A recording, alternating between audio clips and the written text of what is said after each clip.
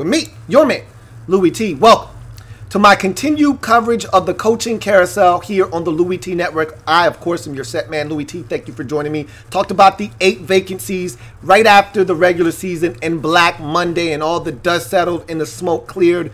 6 vacancies were filled immediately. There were 2 left because of teams waiting on playoff teams to finish up to get to the guy that they wanted.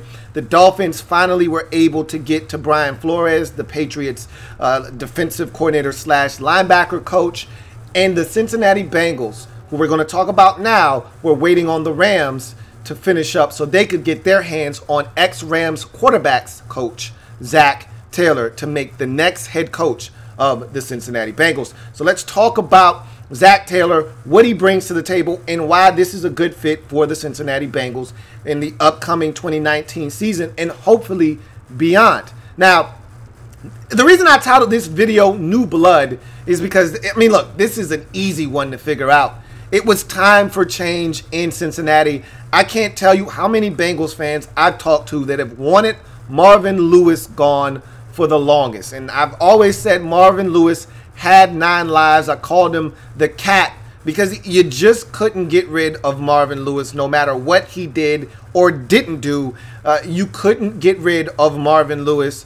Finally, they decided to make a move, and they are able to get a new guy in there and some new blood. Let's face it, this team needed a new voice. They needed change.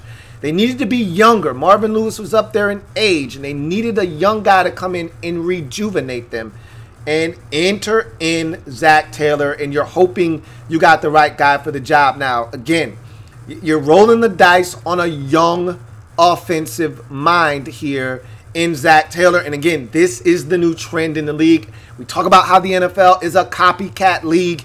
This is a prime example of why we say that, because Zack Taylor has no experience. But I talked about this on the podcast that sometimes you got to think outside the box. You gotta go out and try new things, and that's how you evolve in this league. Even if you fail, you learn from your mistakes and you evolve that way. And if you hit it big, you could be the next Los Angeles Rams. You could be the next Chicago Bears, where you take a young budding star as a head coach, marry him with a young quarterback. This is not necessarily the same case. All right, Andy Dalton, the Red Rifle, not as young as a Mitchell Trubisky or Jared Goff. However, Zack Taylor is just as young as those guys. He's 35 years old. He's a smart offensive guy. He's been around football his entire life. He's a guy that's a lifer. His brother is a quarterback's coach in the league for the Philadelphia Eagles. So he's been around football a ton, played football. I remember him back in his college football days playing for the University of Nebraska. So I remember this guy slinging the rock for the Cornhuskers, and he's been a quarterback's coach, well-traveled around this league.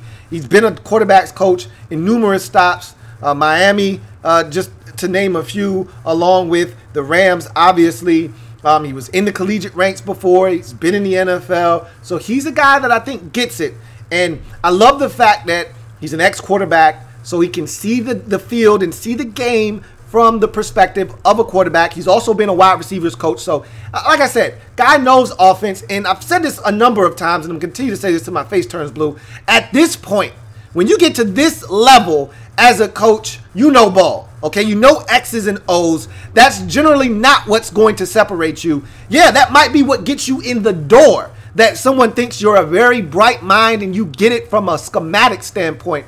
But at some point, you're going to have to prove that you're a leader of men, that you can galvanize 53 guys in a locker room, that you are a great communicator, that you can figure out how to get everyone on one accord. And again, get your message across and get them to understand why this is what they should be doing. When players aren't dumb and they do not, I repeat, they do not follow guys that they don't believe in. And if you're disingenuous and your message is one that doesn't resonate, they're going to turn you off, and your message is going to fall on deaf ears. And that's when you see guys get fired. You see teams quit on coaches. And so you've got to find a way to straddle that line between being a hard ass and being a guy that communicates with his players.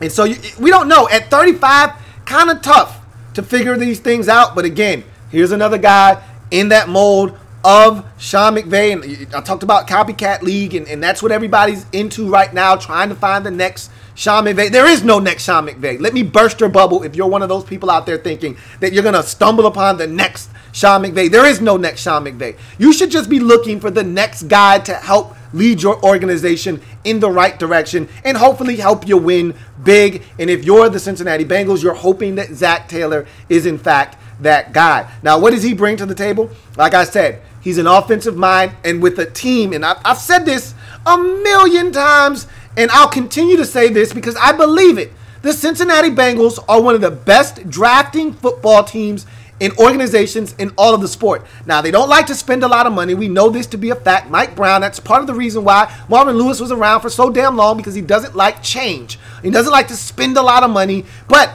they draft so well that they can allow certain guys to walk away and just replace them because they do it the right way through the draft. They're always stocked and chock full of talent. And when you look at that offense with Joe Mixon and AJ Green, the Red Rifle, you got to find a way to re-sign Tyler Boyd. You cannot allow him to walk away like you did. Check, check, 1, 2, 1, 2. Guess who? Mohamed Sanu and Marvin Jones Jr. You have to find a way to keep Tyler Boyd. He came into his own this year. He showed you that he's a legit number 2 option in this league. You pair him, you hope that John Ross gets his shit together, stays healthy, and you can have a nice little 1, 2, 3 punch right there. You add in Mixon, and you still have Giovanni Bernard, and all of a sudden, this offense could be dynamic. I've given up on the idea of Tyler Eifert staying healthy, but you're going to have to figure out some things. You've got a bunch of very serviceable tight ends, Tyler Croft and CJ Uzama, but none of them are Tyler Eifert. But I've given up on the idea of him staying healthy. Okay, I think that ship sailed. But in any event, there's a ton of talent on this football team, and you're hoping that Zack Taylor can come in and get all of that talent on one accord and get those guys to be an explosive and dynamic offense.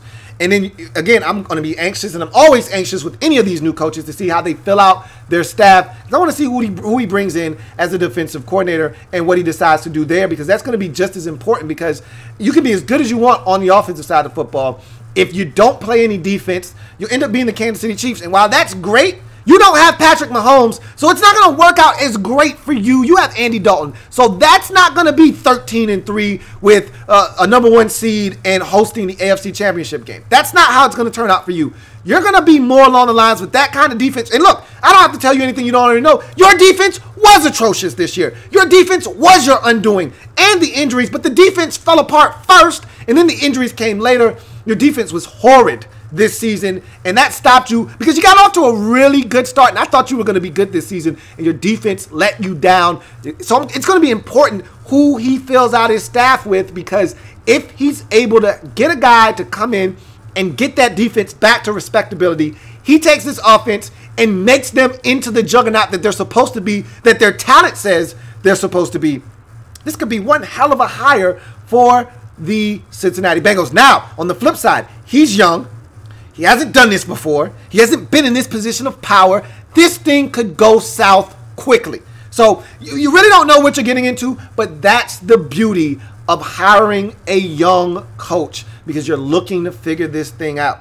And again, if you get it wrong, okay, so you got it wrong, you move on. If you get it right, it could be the start of something big in Cincinnati for years to come. When it's really good in Cincinnati, like it was in 2015, we've seen how good this team can be. But when it's really bad in Cincinnati, as we've seen the past 3 years or so, it can really bottom out quickly, and that's what landed you the 11th pick in the draft with the 6-10 mark this past season. It was long overdue. It just took the bottom to fall out completely for Marvin Lewis to be shown the door officially. And so now enter in Zack Taylor. I think that this guy is a bright offensive mind. Again, I don't know how good he is because I've never seen him call a play in this league. He was the quarterbacks coach / offensive coordinator in Miami once upon a time. But what does that really mean anyway? Like I said, you don't really know what you're getting yourself into. That's why this is an intriguing hire, because he's never called a play at this level really before on a consistent basis. He's going to be tasked with not only, and normally when you get a guy like this, he wants to call plays. He's not going to come in, bring in an offensive coordinator, and just leave him to it. These guys have egos. He's young. He's never called plays really before and been tasked with that duty. He wants to prove to everybody that he's this offensive genius and that he gets it. And so he's going to come in. He's going to want to call the plays. And that's a lot of times where these young coaches make a mistake unless you can handle it. And we don't know what he can handle. That's why it's going to be so intriguing and it's going to be fun to watch and to see how much he actually takes on in his first year as Bengals head coach. Is he going to call plays? Is he going to delegate and allow someone else to do that? Is he going to oversee the whole team? Or is he going to really narrow his focus to the offense? That's how you can get in trouble as a head coach sometimes. I'm really anxious to see what Zack Taylor's coaching style is, how he fills out his staff, and what he does to this offense. What does he employ? How does he try to go about getting the football to his playmakers? This is going to be a very, and no, he's coming from Los Angeles, so he's probably going to have a lot of the same principles as Sean McVay. A lot of stretch, zone run, a lot of play action fake off of that. But here's the difference between the Rams and what the personnel that the Bengals says and has and what they can do is that John Ross is healthy. The Rams don't have anyone that has that kind of speed. Yes, Brandon Cooks can run, but Brandon Cooks, even though he can stretch the field vertically, he's not John Ross. All right? It's A.J. Green. They don't have anybody on their team that looks like A.J. Green who can run like A.J. Green either at that size. So they've got guys in Cincinnati that can stretch the field vertically, and Tyler Boyd showed you that he can work any part of the football field and be a problem this season. And so if you're Cincinnati and you're Zack Taylor, you can be a much more explosive offense vertically than the Rams were. The Rams were looking to get chunks in increments. Let me get 15 here on play action fake, on a deep comeback on the outside. Let me get 18 on a deep dig route over the middle of the football field. All right, they were looking to get 26, 24, 18, 17, 15. They weren't looking to hit. Now, if it came, they'll take it. But they weren't looking to hit for a 67-yard touchdown on a bomb. That's where the Bengals can be different. That's where the play action fake could be so dynamic. And they just have established the fact that Joe Mixon is a stud. And so you've got a back in Joe Mixon like you had in Todd Gurley that's multifaceted, that can catch it out of the backfield, that can run it. And so there's a lot of elements here that he had in Los Angeles that I think really intrigued Zack Taylor. And I think he could be a guy that gets into some of the untapped potentially of this Cincinnati Bengals offense. A lot of questions, though. Guy's never done this before. He's never called a play in this league. He may have called a play in Miami, but he hasn't been tasked as the offensive coordinator. You call the plays. This is going to be really his first go-round. He's never had this kind of power and control of this many guys at one time. You could argue he's only really been tasked with being in the quarterback room. All right, 3-4 guys at max. This is different now. Now you've got 53 guys that are counting on you to lead them. How does Zack Taylor handle that? A lot of questions, not enough answers right now, but one thing's for sure, you, me, and everybody else is intrigued by the hire of Zack Taylor. We'll see how it turns out in Cincinnati, but one thing's for sure, it was time for new blood. I'm your man, Louie T. Remember, check out the Louie T Network podcast available on Stitcher, iTunes, Google Music Play, TuneIn, and of course the website louietnetwork.net for more great content. Also, draft coming up.